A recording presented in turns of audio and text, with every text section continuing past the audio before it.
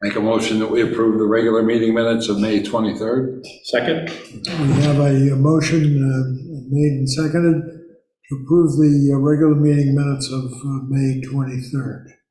Any further additions, deletions, comments? Hearing none, those in favor? Aye. Aye. Make a motion we approve the consent agenda. Second. Anything to add? We're hunting down a meter read for one of the properties in West for the sewer warrant, so we only have the north warrant at this point. Okay. Motion made and seconded to approve the consent agenda. And those in favor? Aye. Aye. Public input. Is that us? Public input? Or no, probably not. I think we have you on the agenda. We're on the Yeah. agenda, that's not us. All right.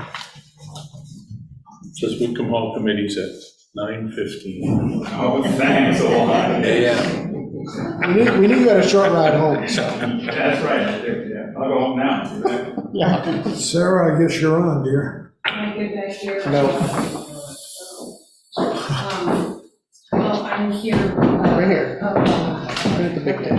Did you read the memo? How much do I need to repeat of it? They don't all know what the memo said. Oh, sorry. The memo is recommending tax exemption for the Frog Brewery that is being constructed on Sawyers Crossing Road currently. The exemption is under RSA 7281 for commercial development, which was adopted by the town in 2020. What the planning department is proposing is a 50% exemption to the local and school property taxes for a period of 5 years because of the public benefits that are provided by having a brewery and tap room in the community. Questions?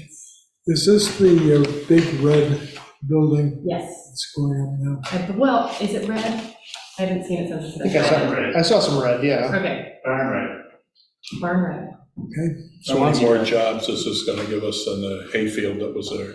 5. So that's something. And for how many years? Well, I don't know. How many years will it give us 5 jobs, or how many years for the exemption? The exemption. 5 years. The maximum amount that could be allowed under the law is 10, so I'm proposing halfway there.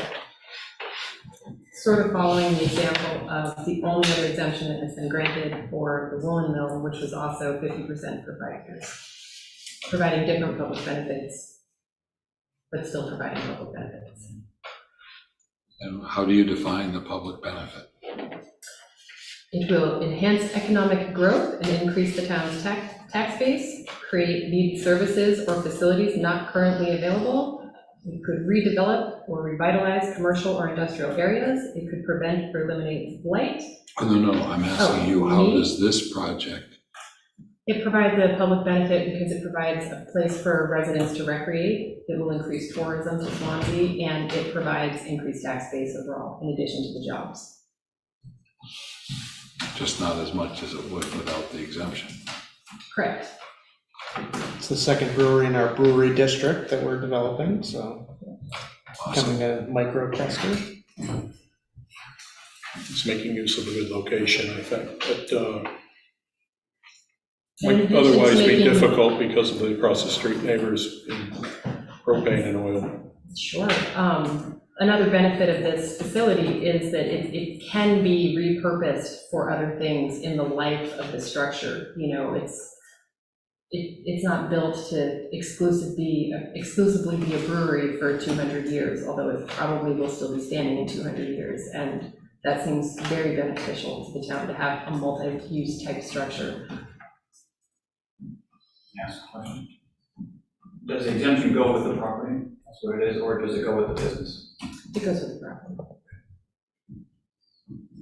Don't fail. It's not the one. Okay, further input? Did you have anything you wanted to add, Mr.? I think that's, she covered it. All right, I'll make the motion. Second? Motion's been made and seconded.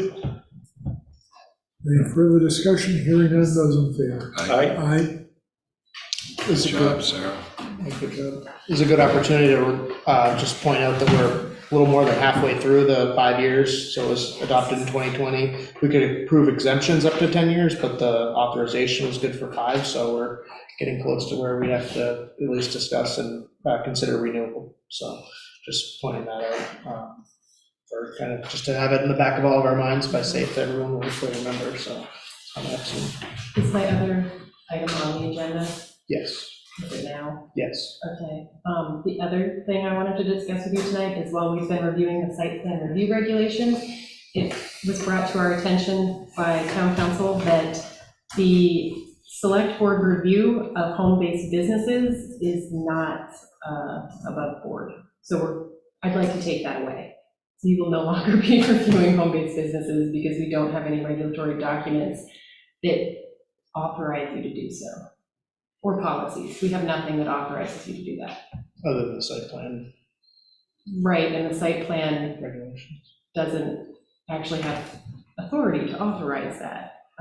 It's not within the scope of the site plan regulations to authorize that. Any arguments? For me, I always found it puzzling, to be honest. Less is more. It was put in there because it was under home occupations originally. We separated it out from home-based business and home occupations. It was put in there originally because it was a home-based business in a residence, and the planning board didn't have jurisdiction over residence, just commercial or duplex, something like, or over duplex. So it was given to the selectmen to designate it as a home-based business, so they give the planning board jurisdictions to regulate it in a residence. But we have the distinction now, so I think the planning board should decide whether it's home-based business or not. I agree. I agree with that, but I also want to make sure that it's a streamlined process, that it shouldn't be, that there's a 21-day requirement anyway to get in front of the planning board, whereas the select board is obviously much shorter. Well, So before it was both. No, but I'm just saying that by removing it from the select board, it delays the process. So I'm just hoping the process will, Well, by removing it from the select board, it doesn't delay the process. It actually speeds up the process because the way our because it won't have to regulations come are- here. Yeah, it won't have to come here, so before it would have to stop here before it could go to the planning board. And so this is moving in the right direction Perfect. for staff We need a feels that motion. way. I think it's more just an FYI. We just, you approved one, I think, Yeah, tonight, but we saw what, Yeah.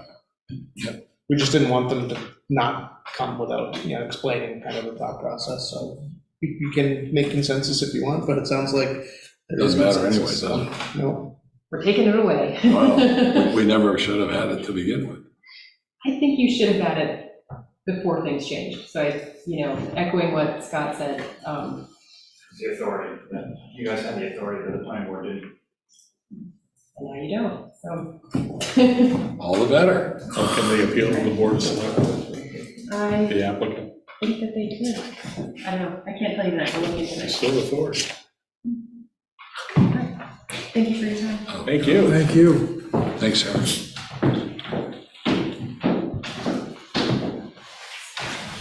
Okay. I don't know that we're gonna have a ton of people that are coming for the 6 o'clock appointment, but do you want to jump to the 6:15, since I know Mr. Camargo and Scott are here, maybe Sure. just knock that out first. Sure.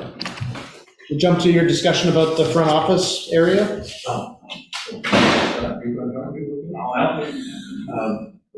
We sat down with Jasmine here a week ago and talked about several different places that would be suitable, we thought, and nothing seemed to come up to the standards that the town wanted or the recreation department wanted. We talked about the meeting room and the fire department and town hall. We talked about the Carpenter home. We talked about the pavilion. We went away with the fact that the Whitcomb Hall Committee did not like the fact that this was going to be turned into an office building instead of a place to have functions. And so the problem was to find a place that would be suitable, for Ashley to run a program in a suitable spot. We don't think Whitcomb Hall is suitable for that. In light of that, we've gone out and looking for a place. And I went to the people at the Homestead Woolen Mill at the field house. And the manager, Dan, down there said they're renting the offices that were the offices where we held the cigarette thing there years ago. And they would rent that to the town of Swansea. That has lights, heat, air conditioning, parking. It has a possible connection. It's close to the field house. It's been, the rooms has been refloored, repainted. And this is as you walk through the door, there's a reception area there. That's available, that would be available. The room they showed me was the big room that we had the charrette in. And then they have, I think, 3 other offices that you could rent if you wanted to. Now, it's going to cost quite a bit no matter where, or some work or some problems in town buildings. If we, I think the real solution right now, temporarily for Ashley, is to have her have the town rent a building at the office building at the Homestead Woolen Mill. And when I talked to them about rent, you have all of these utilities, they're included in the rent, and the rent was like $600 or $700 for the big room. Now, the big room has a side room, which you could put a desk in, and you could have yoga in the big room. But it's the side room, and then they have facilities for a bathroom. And I said, you know, it's going to cost the town of Swansea more than $700 a month to renovate something else or do anything else. I think the solution would be, for the time being for Ashley, would be to rent a spot from the people who own the mill, Dan, and the people who own the mill. And I think that's the recommendation of the Whitcomb Hall Committee at this time. Yeah, the committee wanted to, if at all possible, keep it out of Whitcomb Hall because renting the hall, lots of times that room is rented as well. And it's used as a dressing room for the bridesmaids and brides and things like that, and we have those types of facilities here. And that wouldn't work well if there's an office there and you're renting here, somebody's coming through here, through whoever renting it to use the facilities back there and then back into there. When it's being rented. So we had thought that if at all possible, to put the office someplace else, and Bill that might come up with maybe that'd be a good idea. Mike Jasmine mentioned a possible trailer that they could bring around to different areas there, and we also talked about, as you said, the pavilion over the Swansea Lake there. But Mike said that he didn't care. Whatever you guys came up with was fine with him. So we're here to appeal to your good nature and hope that you can come up with a solution to keep it out of here.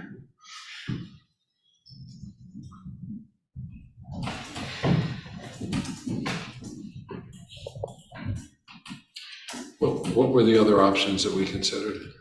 I think the next best option, which has a decent startup cost, but probably in the long run would break even, or maybe we'd even make money on it, was the mobile trailer. I mean, she could set up at the beach, she could have it at, in the parking lot at the beach during baseball season, she could have it at the ball fields, and I mean, she was pretty excited about that prospect. It quickly became more expensive than we initially thought. So we didn't fully run the numbers. You need to have electricity hookups at each of the spots that we potentially have it at. But I would say that was our next best option. But it's much more expensive than $600 or $700 a month, at least to get started. Now, if something more permanent, say Cup for School, became a long-term home down the road, probably could sell it and make back as much or more, whatever we bought it for. So I would say that was our probably next best option, but it does have a much higher startup fee. What does that mean? We'd have to buy the trailer, you'd have to make sure there's electricity to hook up, so, you know, probably could cost 25 to 50,000 to buy the trailer. That's a significantly more startup fee, Yeah. especially. Yeah, refurb in 120 Pine Street. I'm sorry? Refurb in 120 Pine Street. Yep, that's another option. You have to get heat, internet, electricity, just have to get the building, at least a portion of it up, and then, you know, it would be an investment in the building. So again, it'd be something that, you know, long-term, I think would provide added value versus paying rent for something. Whether we'd be able to get it, basically at this point, she's in summer mode, which she's used to being down at the beach for summer, so it's not an urgent need at this point, but by the fall, she would really like to have a dedicated space that's not the beach and not her kitchen table. Anything up at the Carpenter home? We tried that when it was vacant. I think it'd probably be problematic now that it's rented. Like Jasmine said, that they were using everything up there, we talked to the Carver home as well. Now, is that gonna be a temporary, isn't she gonna end up over at Town Hall, or after all is said and done, or not? 'Cause Mike seemed to think that she wasn't gonna end up in an office over there. So if we build the second floor, That's what, yeah, he was talking about second floor, that's where it would be if she ended up over there. But maybe not then, whatever, like the trailer that we're talking about here or something else would end up permanent for her then. Could be. Maybe the trailer would be the best way to do it. Is the room in the tax collector's office? No. Really? You say yes? No, I said no. It's already 3 desks in there. That didn't even take a split second. 3 desks and 25 file cabinets. Yeah, Yeah. it's full in there. It's becoming obvious that town hall is too small to begin with. And putting in a second floor in would take room away from the conference room that was just added. For the stairway, right? For the stairway. Mike was saying, yeah, we talked about that too. Yeah, he said he'd like to put a mezzanine or a second floor up there. But he did say it would take some out of that conference room. And that's the only private space Yeah. for that type of a meeting anymore. And if and when the fire station leaves downstairs, that's not an option to put anything down there. I think if and when they left, and yeah, we had another means of egress, yeah, absolutely, it'd be an option. We talked about that too, and you said that, but meeting room now down there, you can't do it because of, I guess, egress. Is what he's talking about. Not even temporary.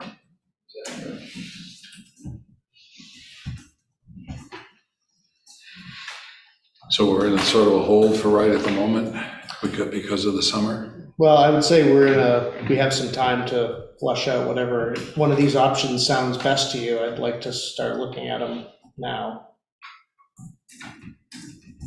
Have we had council look into the Cutler School We have not yet. eventuality? Is there a reason? No, not a good one. I think it'd be good just so we know, because there's one opinion and there's another opinion. At least we'd know where the die is cast, so we know whether what our position is when that comes up, if they decide to move forward with it. I will get Cordell working on that. So just would you clarify for the minutes, you're asking about him to look forward into, Looking into the deed restrictions Yeah. or the deed requirements for Cutler and Cutler's closing. Cutler and what's the other Not one? right away, right? Are they closing right away? Wilcox. Yeah, looking into the deeds for Okay. Cutler and for Wilcox. I believe Wilcox wasn't the result of that case, that if they used it for education purposes, which is why they moved the special ed in there, that they could keep using it. I believe that's correct. So Maybe if they keep using Cutler for some type of instruction or education, they don't have to give it back to the town. but that's what I'm trying to figure out. Right. Does it go back, does it revert back to the town, or does the town have to buy it back? Probably have to pay for half the improvements that have been made since the formation of the school district, I would think, right? Because we're half owners, Could be, yeah. so, like the multipurpose room. whatever that came to be. Probably have to pay them half of that. Maybe, but it might depend on how the deed's written, Right. the transfer deed. And how the SAU was organized when it was Yeah. created. I know Sullivan had to buy theirs back, and they sold it at a discount. Surrey had the Surrey Charter School come in, but maybe ours was different. Good presentation, boys. Andy, please. You've got some thoughtful. We're just trying to get ahead of it if we can. We'll take it under advisement. But that means we're working on it. Yes. So other than reviewing Cutler, what was the You're next? gonna look into the traveling trailer, we'll look into the rental, see what that is, because we only have a couple months, Right. so. See if we can do any fundraising or in-kind services, donations for 120 Pine Street too. Yeah, see if Michael could give us an estimate. He doesn't have enough to do. He's gonna kill me tomorrow. But that really is something we've talked about for a while, that it is a town building, and we ought to be setting an example as opposed to letting it deteriorate. And I get a lot of compliments on how that property looks, believe it or not. well, I'm not talking about the property, the structure. We took the deck off, Yeah, thanks to gravity, yeah, and a little bit of, yes, we're lucky on a little that. extra gravity. Yeah, we're very lucky on that one. So I think those, is there anything else? So. Thanks. Thank you.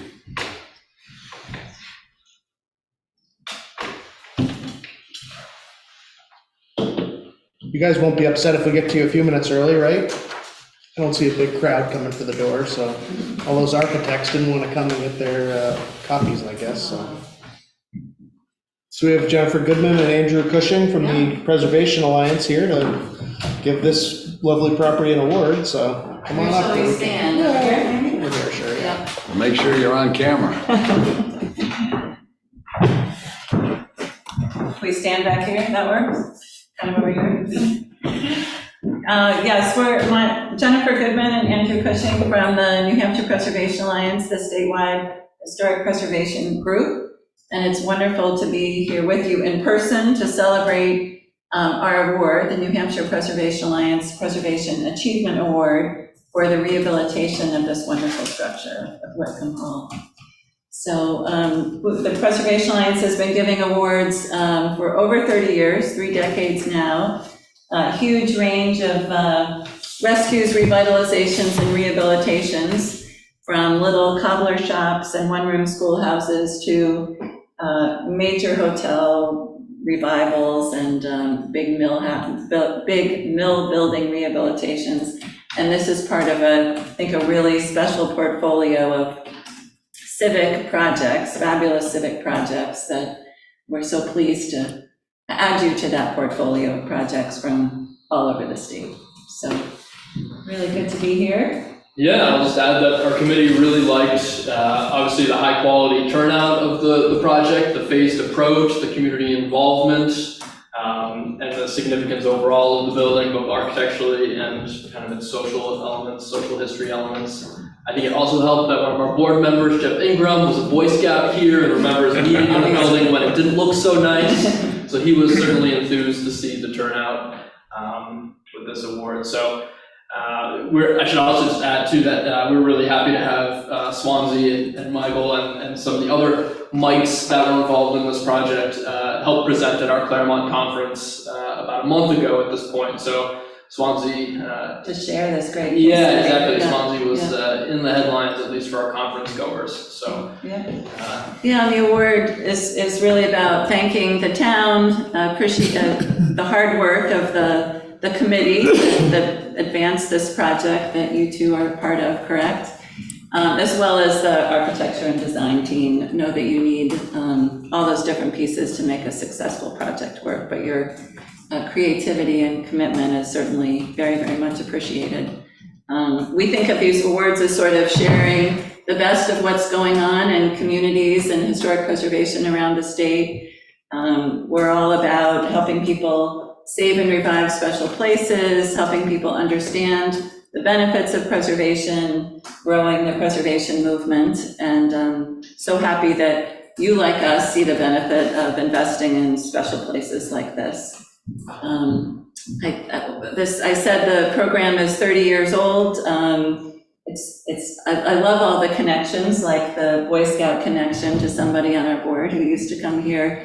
In the very first year that we gave awards, there were 2 winners. David Putnam, who was a very ahead of his time preservation and business person. You know him, Keene-based. And I know the Putnam Foundation, connected to his family, was an investor in this great project. And Randy Miller, the artist, was also for his commitment to rural New Hampshire and sharing it and through his artwork. And his artwork is still connected, memorialized in our award, and we love to share that connection to the first winner still with award winners like you today. So here, thank you very much. I know, thank you for all of your hard work, and we love sharing the success of projects like this as a way to inspire other people. So congratulations. Should we do a photo? Thank you very much. You should be in here too. So this one is for the committee, so we have for you guys as well. Come on, Mr. Marlowe. You're used to these photo ops. That's good. Thank you for your service on the select board. Yeah. You guys can armrest. Thank you very much for this great work. I'll take care. Yep, thank you. Thanks for remembering. Come on, Mike, you don't want to miss the photo ops here. Bring that with you. That's something else. So we do, okay, one over there. You want to look over here? All right, cool. Hey, join us over here for the whole group. Put it in the low. Well, spin it down without you.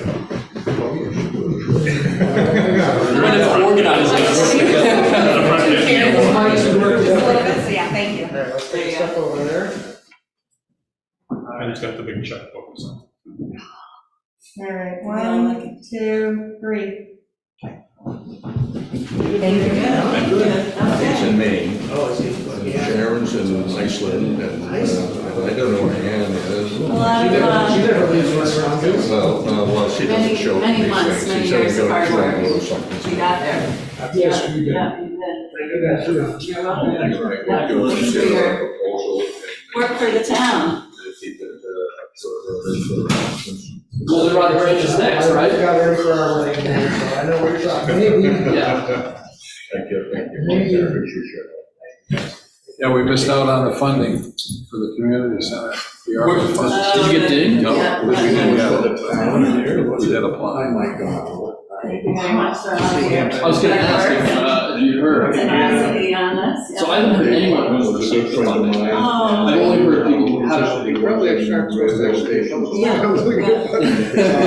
These things. I don't think it's official, but they That's great, yeah. And told us we went to set up some forums, and I was chair of the planning board. I will follow up on that and see the people that know probably can't tell you. That's when we did the first master plan. Yeah. From forums. And so this is a wonderful thing. Because there's no secrecy. Yeah. Thank you back.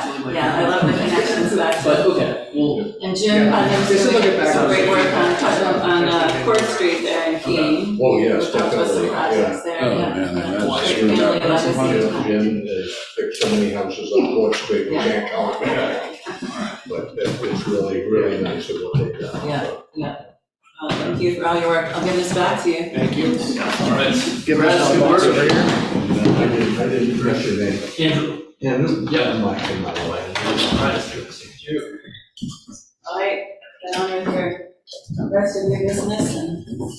Have a good trip. It was all, oh, great. Congratulations, by the way, on the position. That's what they make white out for. Can you get He signed promoted? up as town treasurer. Oh, Well, he had that role. I did, so that's why I didn't sign it. It's predated. Yeah. These were signed in 2013. That's bad.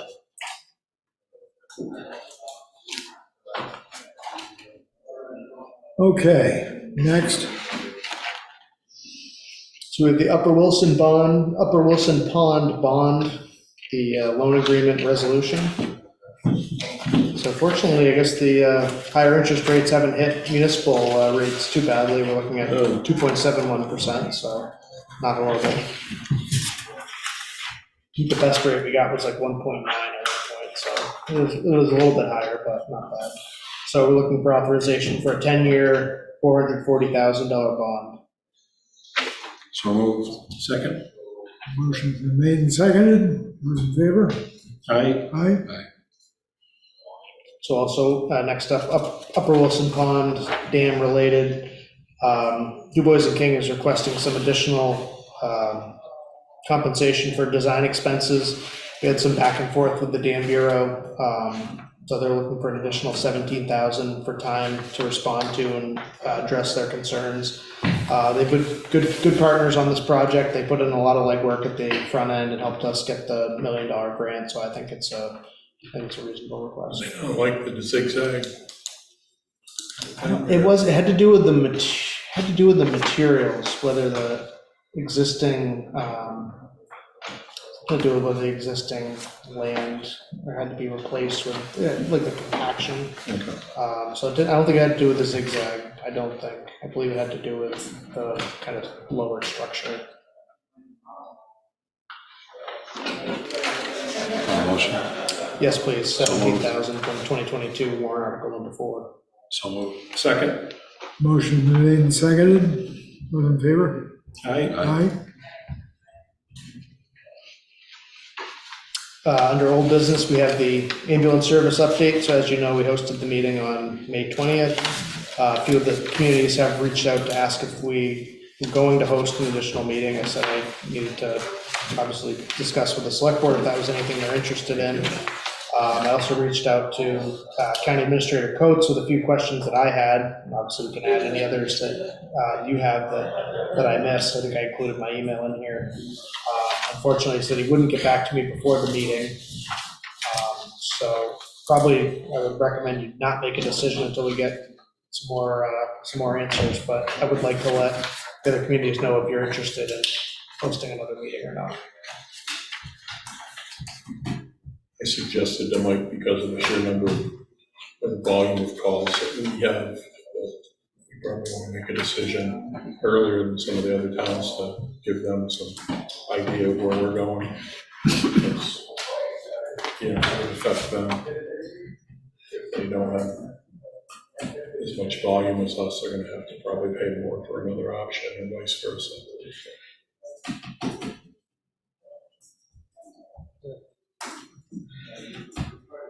I think you had some of the same questions I had that you've already asked, Chris. I just would encourage it that we talked at the meeting, the decision was made. If the numbers given were accurate, for me anyway, I'd have a hard time trying to justify spending $300,000 a year more to go with one company over the other.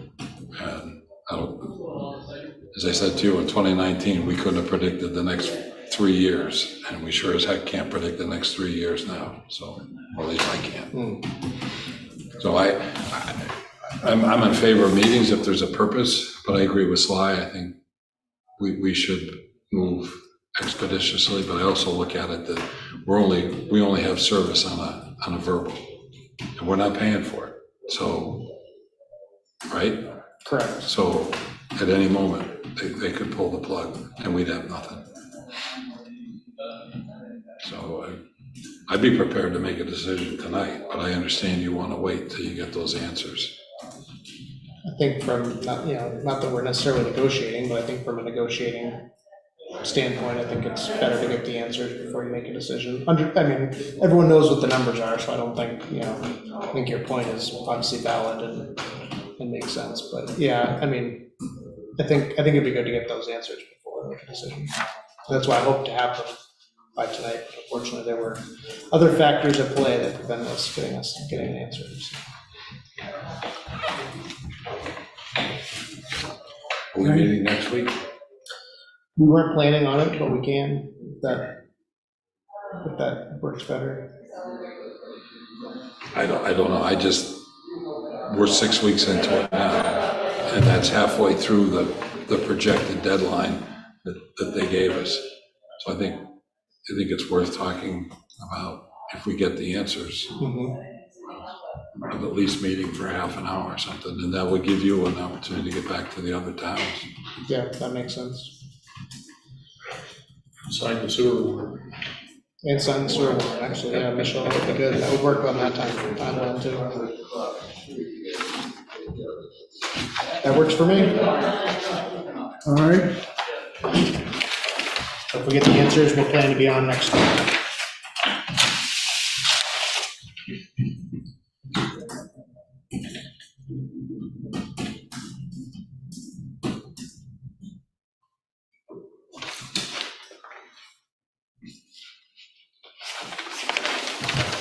what else we got? So we're running ahead of schedule. Maybe I should double check with Kevin and see if he gave him that specific. Thank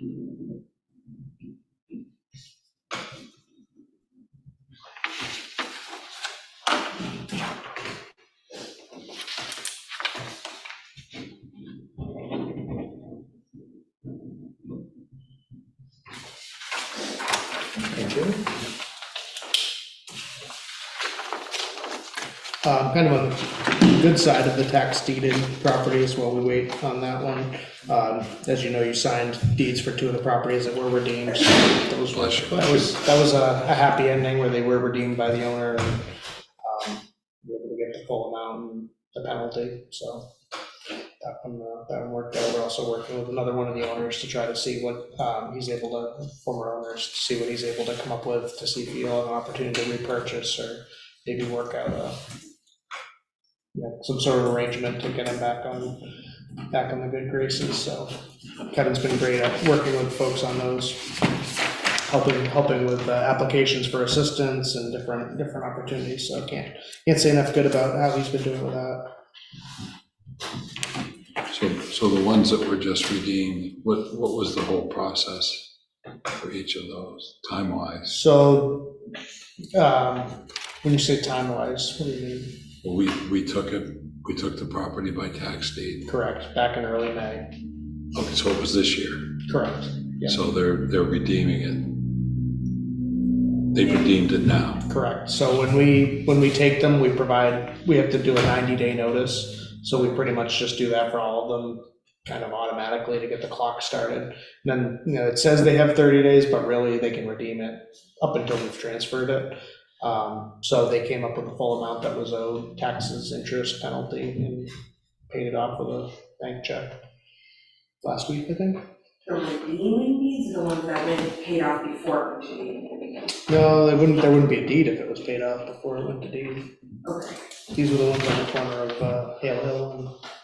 So they were taken, there was a deed, yeah, so the letter goes out that we are now the owners. They have 15 days to notify us that they want to, come up with money and buy back the property, and then they have 30 days from the 15-day window that they notify us. So, yeah, it's like, it ends up being like 60-ish. And then even if they come up with the full amount, because we can't get any more than the full amount anyway, so. So I'm sorry, just for clarification, are we talking about Ringus or something? No, we're talking about another Ringus tax deed. portion of this, We're hoping he's almost here. So yeah, Sorry. I just was talking about another, okay, the ones that's on what I thought, I map, just wanted to make. the 2 on map 10. So sequentially, is this a situation where the tax collector does everything they can to put people on a payment plan or to get paid, and they ignore it or they choose not to do it? We go ahead and deed it, and all of a sudden they realize we were serious? Is that, wow. And generally, like Michael said, Kevin's really good about if they've made contact and they're trying to make the payments, even if it's not really getting them ahead, he's pretty good at like they're making an effort. It's the ones that literally he hasn't heard from in 2 years and hasn't made a payment in 2 years that he recommends deeding, because he hasn't heard from them, you know? Sure. But yeah, then they come out of the works and come up with sometimes upwards And of it's like- $40,000. Yeah, it's like now you need 40,000 before you needed 3, or something, to keep it from deeding. But that's, you know, the situation with Ringus. He's the occupants, it's a little different. I think the deeding balance was like 3,000 or 4,000, and now the total amount he has to come up with is, what, 30 or 40? So we try to tell them it's really a lot easier before it goes to deed. But unfortunately, it doesn't always work out that way. This is the second time. This property, it is the second time for this property. It was deeded in 2017 and repurchased or redeemed, and It's just the one that has the 2 properties when you go through to get to the other one. right. Yeah, and I don't think that's helping them either. I think we suggested they merge it, although now on our new tax maps, there's like a right of way in the middle. It says owner unknown, so I don't know if that would be problematic, but I don't think the 2 lots is helping them.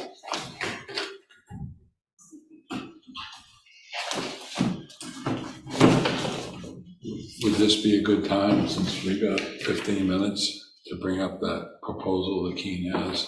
It would be, except my update is I asked Elizabeth, she said David would contact me, and I haven't heard from him yet, so you can tell us what you were told, but I haven't got any more info. Is it a good time? Yes. So, this has to do with the airport, and Keene has engaged the company, well, they haven't engaged it, but they've received a proposal from a marketing company that specializes in airport marketing throughout the country to develop a marketing proposal to market the airport, to spur development on the airport. And one of the conundrums that's always been faced by Keene is that if they develop a parcel and it's, say, a 10,000 square foot building is put up on it, their return is the lease payment for the pad, which could be $3,000 or $4,000 a year. Whereas Swansea receives the tax payment, which even if it was assessed at $200,000 would be a $5,000 payment. And obviously a 10,000 square foot building would be higher than that. This proposal for marketing, and this is just a general conversation, this proposal for marketing comes with a price tag of about $18,000. In addition to that, it's a company that has a real estate, and they would market the property, hire a local broker, won't be me, well, not be me, and then they obviously charge a fee for whatever they lease. So what Keene is asking Swansea to consider is that Keene would fund the marketing proposal, and Swansea would fund the fee schedule. And the rationale for that is that if there was, to read that same example, the $200,000 fee for if a building was built and the assessed value was $200,000, Swansea would make 56 or whatever, 5,000 a year on that. The fee would be based on the lease. So if the lease is 30 cents a square foot for 10,000 square feet, it's $3,000. The fee would be off of that $3,000. And that fee ranges anywhere from 5% to 10% per year. So in the example that I gave, with a 10,000 square foot building, the 30 cent per foot lease rate, that's $3,000. Worst case would be 10%.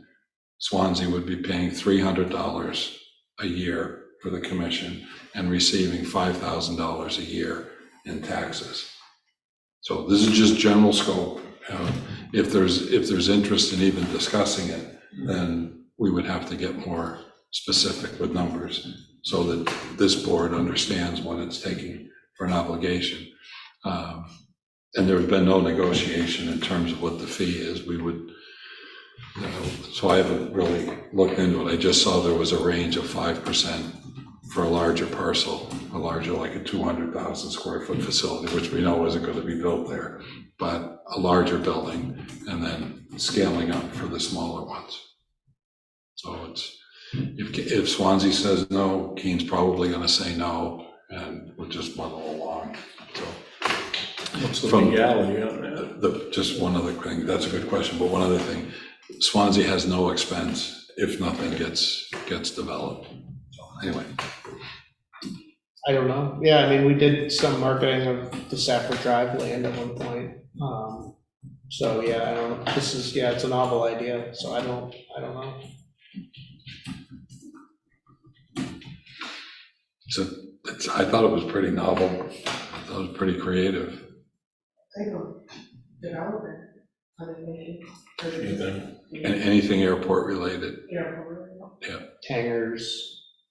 Yeah, there was a proposal maybe 10 years ago, 8 years ago, for a transportation company to go on site. And that would handle bus tours and car rentals and things like that. As long as it's airport, as long as it can be tied to the airport and the FAA can look at it and say, yeah, that is a function that an airport would provide, then it would qualify.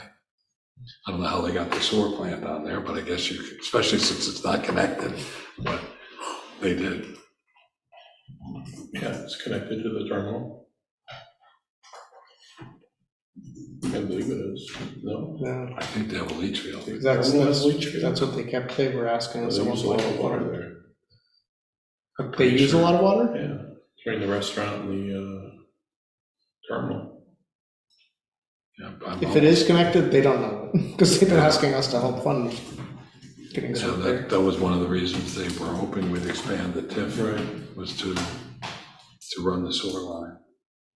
Could this program that we just used for Frog Brewery work there and basically cover the fees that way by doing a 50% Could be an option. reduction for 5 years or something? Could be an option, yeah. Public benefit of a hangar, is maybe a little more. I mean, it's developing the airport. Theoretically, that should be the public benefit. So. Yeah, I mean, that, we've definitely discussed that with David, so he's aware of the exemption, so I think that is a good point, that's something we're already kind of offering.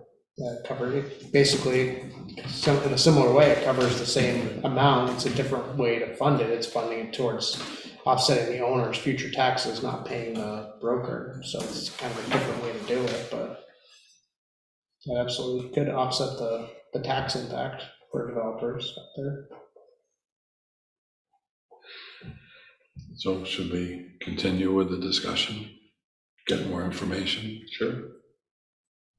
All right with that, Ken? So The you only wait. other thing is the road, you know, I mean, when Jack was airport director, he came in and asked us about, you know, what they could do about the in and out of the airport as far as the roads.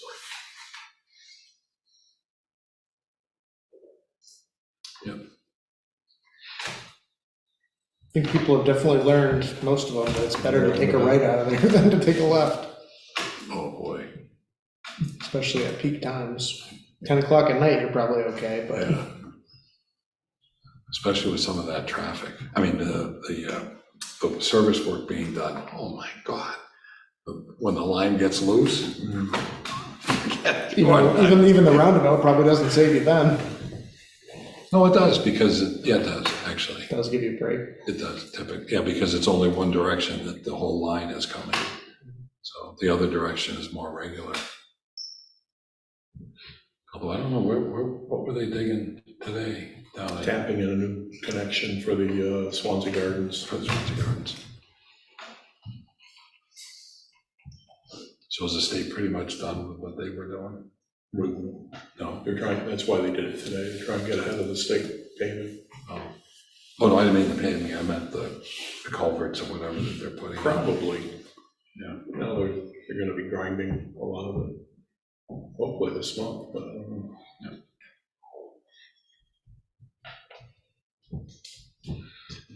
I've done as best I can, Ken. I've used up as much time as. 9 minutes-ish.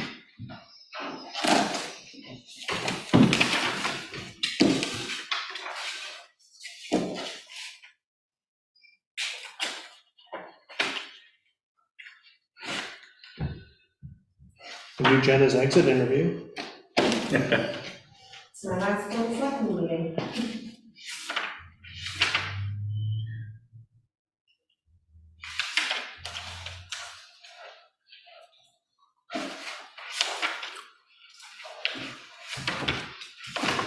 The storm on Friday hit Richardson Park a little bit. I guess the lake got hit hard.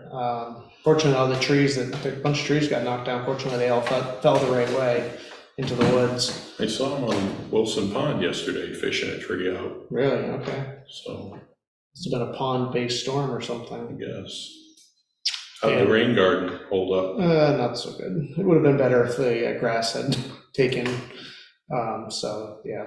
Was that on us? Nope. No. Hasn't been completed and accepted, so Eversource not getting power out there actually probably does a favor, so.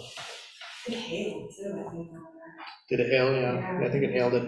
Yeah, Sullivan had it last night. Sullivan got hailed last night? Yeah, Wow.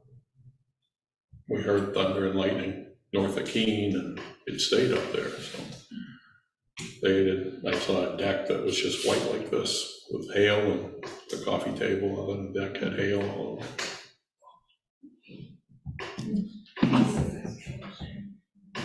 What's that? Pretty like sizable chunks of hail too. Hmm.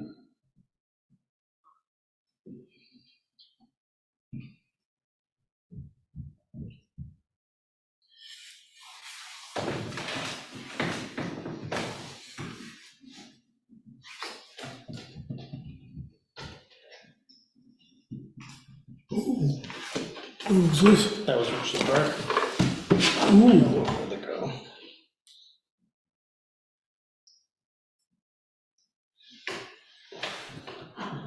Just last night. Pretty good amount, yeah. Crazy. Feels like November.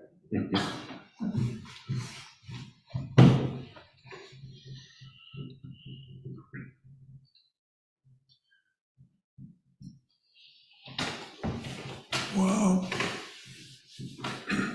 Wow. DES came down and sampled some algae. Yeah.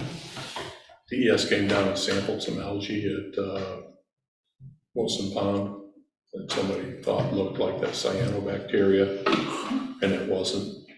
But I guess Pearly Pond or something in Ranch and another one around the area have it. So I the think type of thing that kills the dogs as soon as they drink it, I guess, Sure. and fish and stuff. Mike said Lake Warren had some. Like one. He's a health officer, so he had to go out and post it. Talked about it last year. Need rain. You can do the card. What's that? Listen to the cards. Oh, yes. Yep. Okay.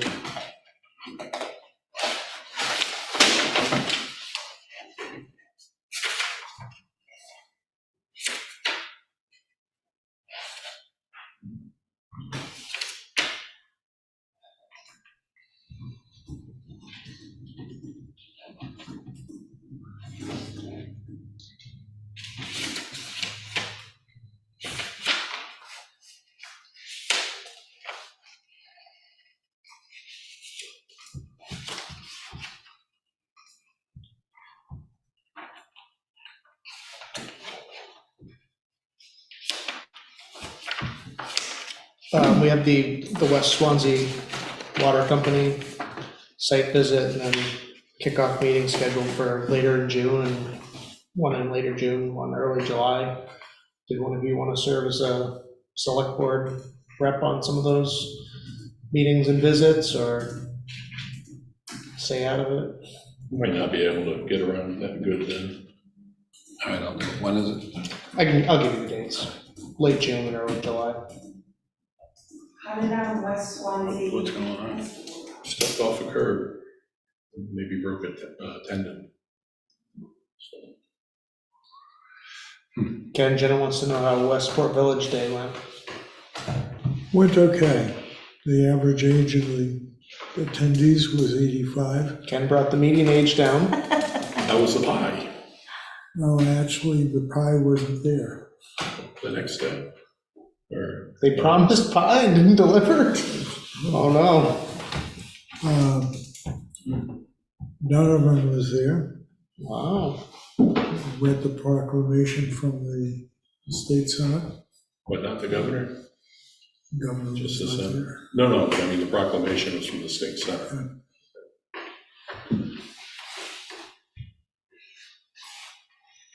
A lot of other dignitaries. Jean Shaheen there, or No? No? Then what's the lady's name? Jan Fenimore? Oh, okay. She went on and on and on about the history of Westport. We got 3 minutes. Why don't you tell us about some of it? I can't. I blocked it out. Did you speak to the Francis Faulkner that rang the bell? No, Evidently he lives in a house that has been there since 1700 or something, right up the road from the Slate Bridge or something. That was today's post about how original the house was. Pretty neat. Does anyone know what the oldest house in the world is? Oldest still standing. Ooh, Still standing, yeah. probably Ken's house.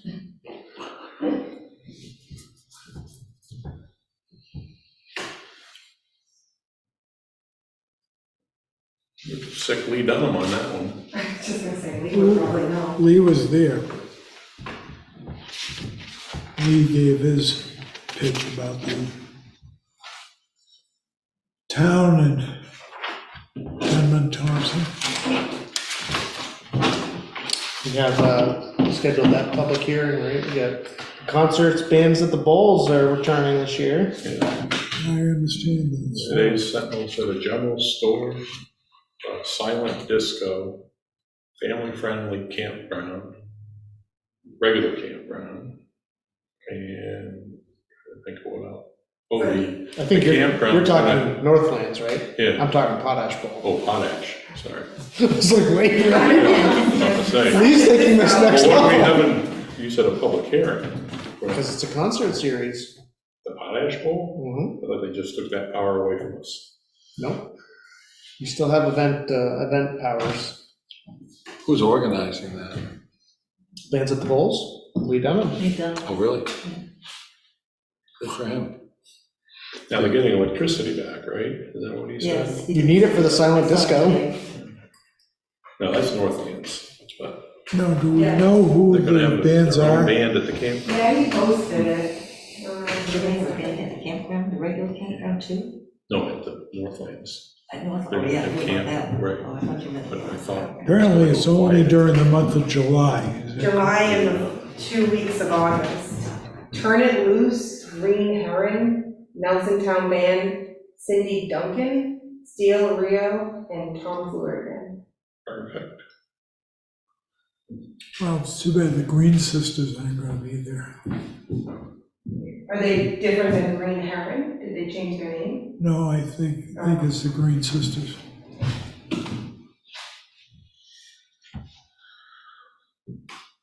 $6:30. You want to discuss it without him, such that we can, or tell him out of luck, or? Yeah, I think we've got every right to.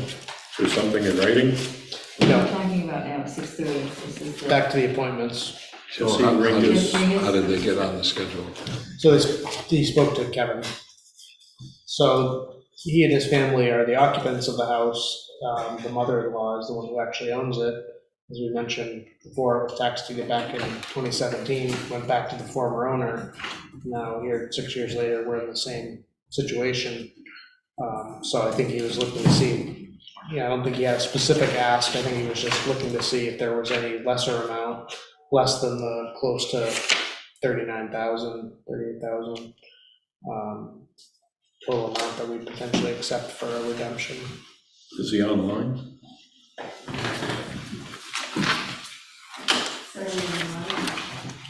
He was at town hall apparently, so he is on his way. Oh, he's at town hall? He went to town hall. Oh, he's on his way here? Yes, he went to town hall first. So this says 29,829.39, is So that? that's the first lot, and then the 85 is the second lot. Gotcha. Okay. I don't think we owe him anything, quite frankly.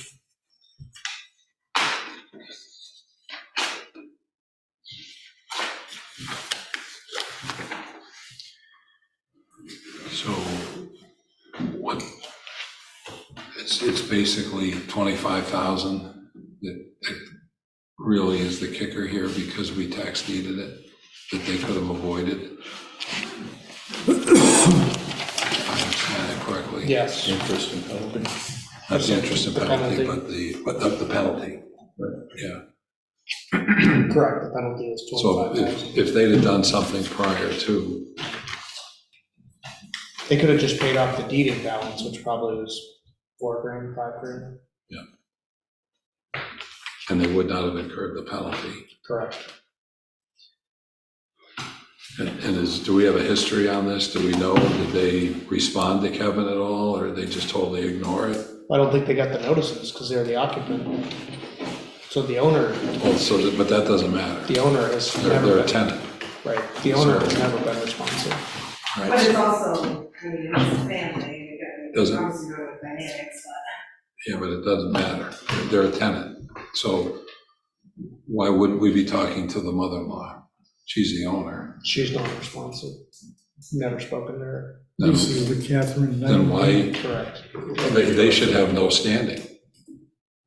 They have no legal standing. They're a tenant. Correct. And that's why last time it was the owner that repurchased it. Through them, basically. But I don't think, have we talked to Cordell to make sure we can legally do it? legally do what? Let someone else who's not the owner of the property pay the, They cannot pay it, correct, that's my understanding. so who would pay it? The former owner. Is she coming? It would go Is back. she the one who's coming? No. Then why are we even doing this? They have no standing. Okay. No, I'm asking. It sounds like they have no standing. Because this is how it happened the other time, was they discussed it with us and then they did it basically through, she was the one that repurchased it, but because they're the ones living there, they're the ones that would be getting evicted if the property sold. So they are the ones that have had, whether they have the legal interest, they've had the But they are personal related somehow, interest. so. They are related somehow. I believe, yes. Yeah, it's so much- it's still a family issue, so. I think it's a family issue, but I don't think we have the ability to interject. If the owner doesn't show up, I don't know how we make an agreement. If they want to show up with a check for $40,000 or 38 and change, Unless If he- they're coming if he in as came the in with- representatives of the. Yeah, if he came in with a check for $40,000, we wouldn't accept it, because he doesn't have a legal interest. He's not the former owner. there we go. Fair enough? No, I'm fine with that. I don't, I think we're all on the same page. Do renters not have one of the RSA's of like, interested parties, like a mortgage company, like renters? They don't have an aren't interest under like a mortgage. With utilities, I think you have to give them the chance to pay off the utilities or to keep the utilities on. So you notice the property owner and the renter. So whether it's electric, water, sewer, whatever. they're paying it. They're typically paying it. Well, Usually it's- yes or no, it can be included in their rent. Yeah. You give them a chance to make a payment so that they can keep it on.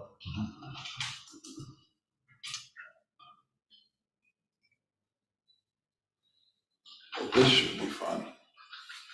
Sad situation, jeez. Here it is.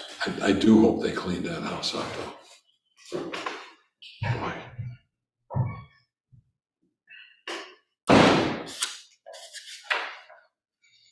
Hey, Mr. Ringus? Already waiting for it, got the heads up, did you?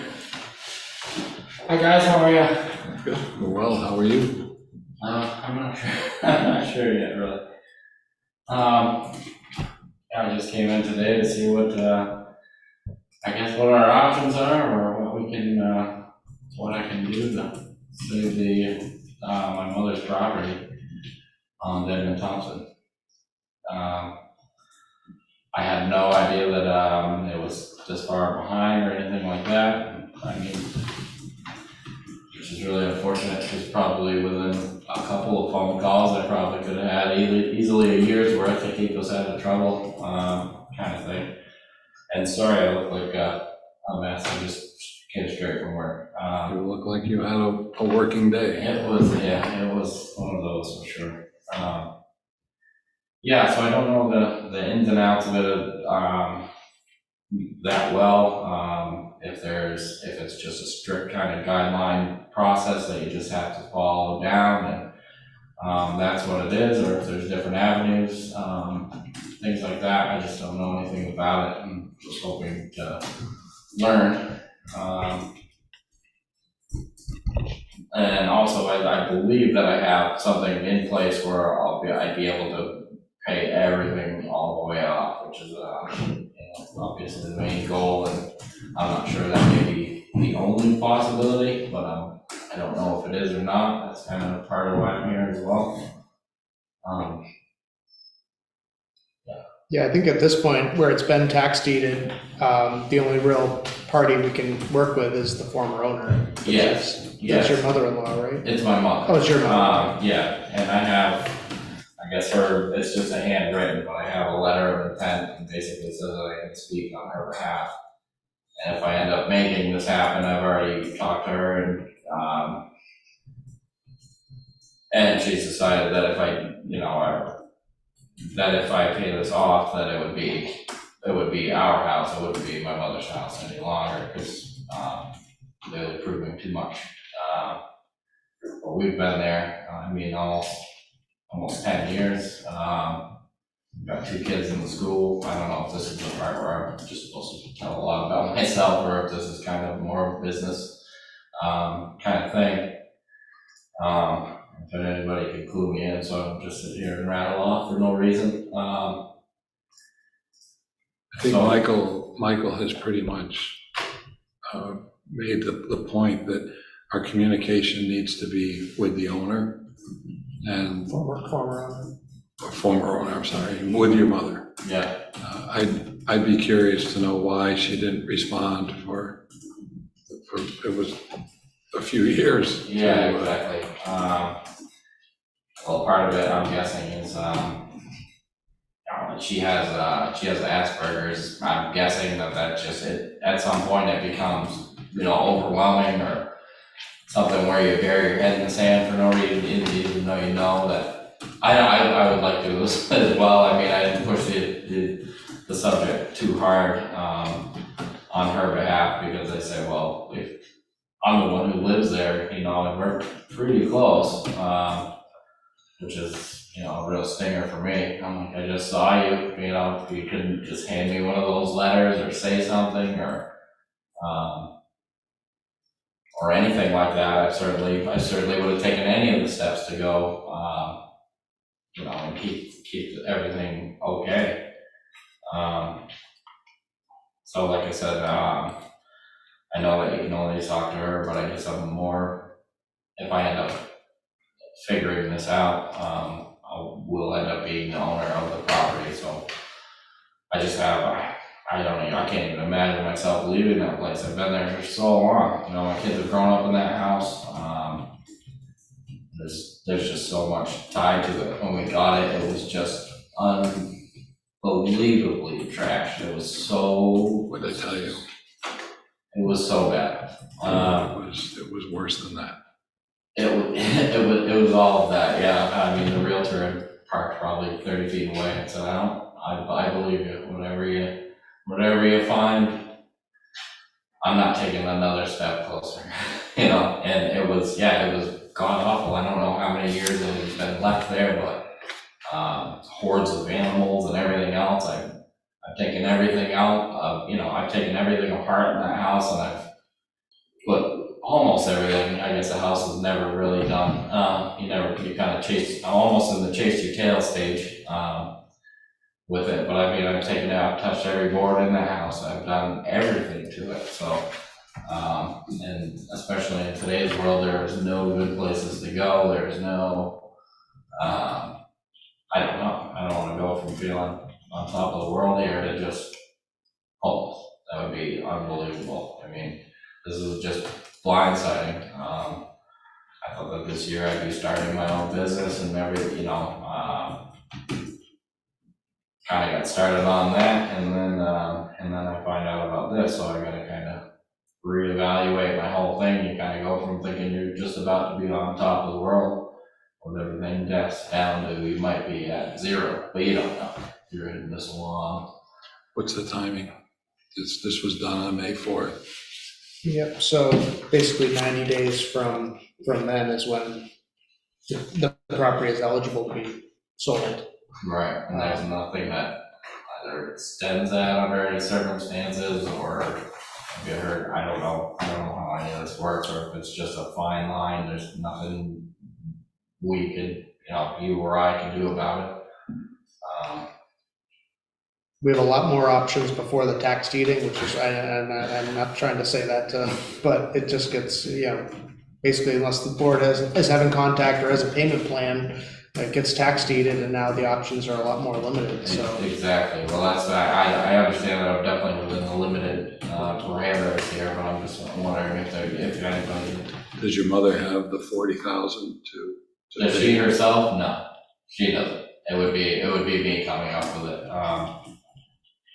And in which case, I've already talked to her, she says, yeah, I agree completely to, if everything gets settled, then I'll do a quick clean deed and sign it right directly over.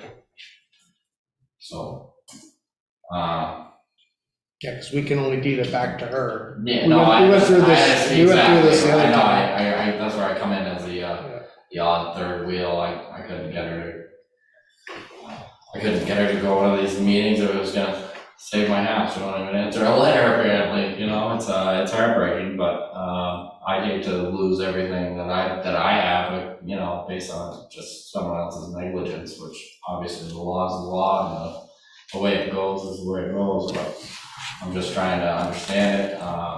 Do you have the ability to pay the 40,000? I think I do. I mean, I really think I'm at like a 95% mark that I got it figured out. My best friend of 20 years, I work for him. I think that he's going to, either through he owns a successful business and he's got a house of his own and everything, so I think all that's gonna go through just fine. I don't think there's any hurdles in his way, and we've been best friends for 20 years. He says, yeah, I'm gonna do everything I can, so I don't think any credit-wise or anything like that wise, I don't think there's any obstacles in his way, and I'm pretty. So he would be loaning the money to you? Yep. Who's your attorney? I don't have an attorney. As of now, I have no deals. I've not made a deal yet, so. I think if you work with Michael, there's a solution that you can pull together. Mm-hmm. It'd be just less than 60 days, but you'd be able to pull it together. It would have to be coordinated with, in my opinion, with an attorney, because it involves you, your friend, and your mother. Sure. And your mother would be the one making the payment. Right. We would be conveying the home back to your mother. Mm-hmm. With the attorney, they would then assure you that then is quit claim to you. Right. So that you're protected, your friend is protected. Mm-hmm. But that's. Absolutely. But I don't think we're not in a position to make any adjustments. We need to move forward. But I think if you work with Michael, get an attorney, this can all be resolved in relatively short period of time, if you have willing parties. Right. Yeah, I mean, everybody's certainly in agreement all the way around. I don't know what it takes as far as what kind of time he would need for something like that. I don't know how, if you owned a business and you were like, okay, I'm gonna take out a business loan, I would imagine in relatively. It'd be a line of credit, most likely, which would be if the business is sound and the records are good, Mhm. the 3 years financials are available, can be turned around fairly quickly. But it would be something you'd want to discuss with Michael tomorrow and get the ball rolling, because 60 days will go by very quick. I know, that's where I'm at, I usually, yes, this is just a lot, it's And I in know a very short time. I know what condition the house was in when you bought it, Yeah, and I'm fairly confident that in that condition, in today's market, it would sell for more than what your mother paid for it, just because of the market. oh, absolutely, But with what I've heard from you say of all the work you've done on it, yeah, it would sell for significantly more than $40,000. exactly, I mean, I didn't want to, I guess it is what it is on your guys' end of it.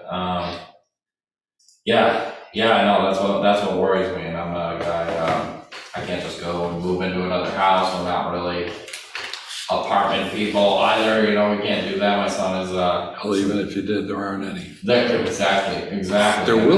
There will be. Swansea's doing a good job of bringing apartments to the community. but No, I do. they're not here now. We love this town. I mean, we've been here a long time, and so I am trying to do all that stuff, but we just, even apartments themselves, my son has severe autism. He makes tons of noise. I couldn't imagine having an upstairs, downstairs neighbor and then dealing with it. He's a large man, and he, yells and stomps and all kinds of things, which that's a big reason for us wanting to stay in Swansea is the schools are doing really well with him. He's a sweetheart in school. He's a really good kid either way, but he's just a large human being who does things uncontrollably.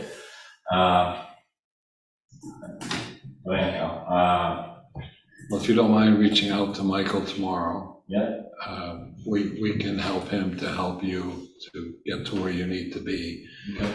And bring it together with your friend. Right. And engage the attorney. You'll come out of this fine. But there can't be any delay. Yeah, exactly. Because we don't even have 60 days, right? We're less than that now. Yeah, Let's put count down. Yeah, about that, yeah. I don't have that date. I think it was May 4th, so, I mean, like August 8th or something, right? well, it was May 4th when we deeded it, Okay, so. But the May 8th is when the 90 Oh, May day 8th, was. okay, so yeah, so August 8th roughly. Okay.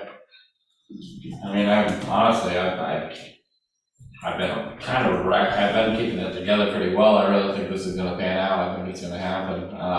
Just maintaining positivity on it, I guess, as much as possible. But, I really appreciate all you guys' time. At least teach me the back and forth, or just what are we doing here? I just got in this game. I just walked in and I don't even know how to play, so I'm Well, you've done trying well. to figure that out as I go here in a very short So you time. might want to make a phone call on your way home to your friend. Yeah. And find out if that financing is available in that time period. Okay. And then if it is, check in with Michael, and Yep. it can happen.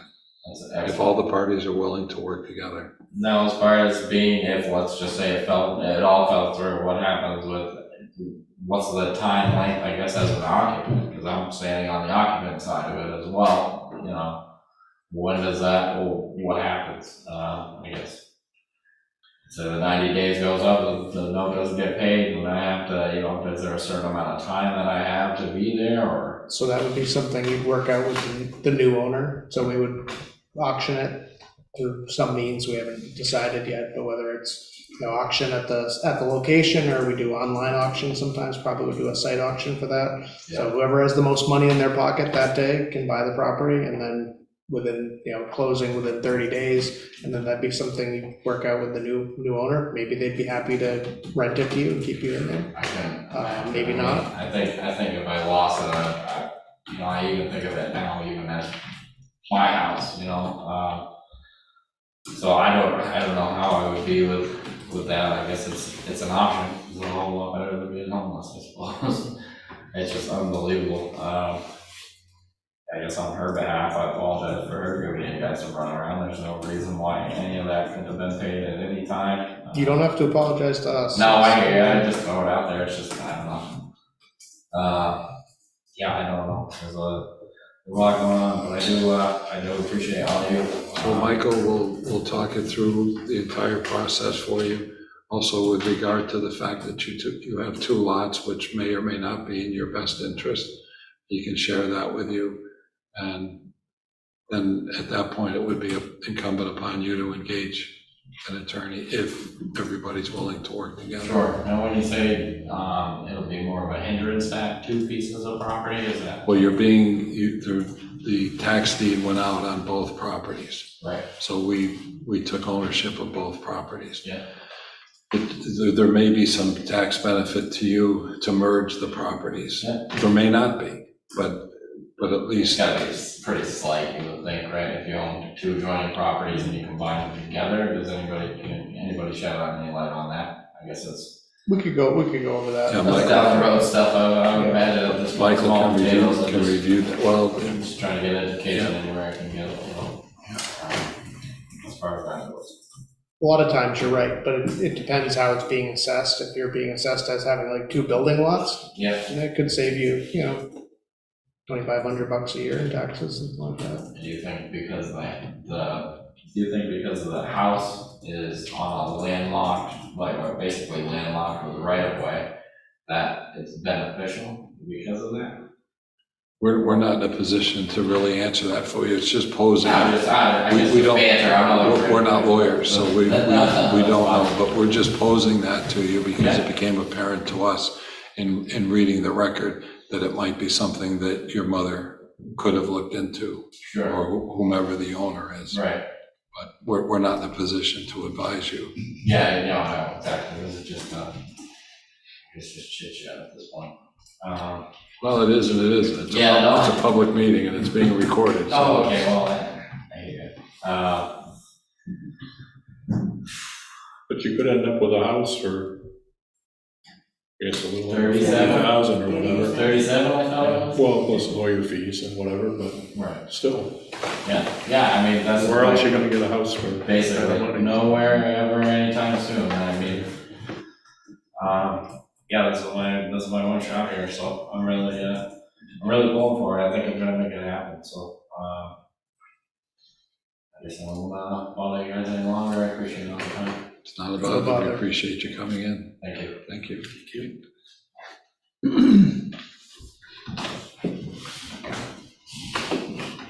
Motion to adjourn? One non-public. Oh. All right, Jenna, anything for us in your last selectmen's meeting before we have you depart? Thank you very much for a great 7 years. God bless you. 7 years. Change of life. So where are you off to? The town we're living in is called Warrant, Vermont. It's like a sugar bush.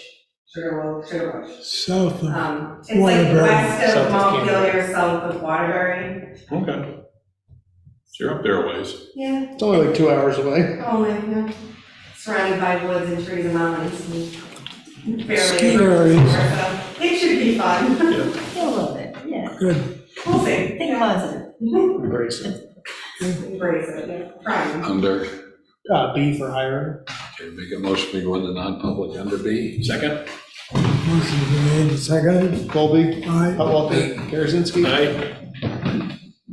Recording Thank you. stopped. Thank you. Thank you.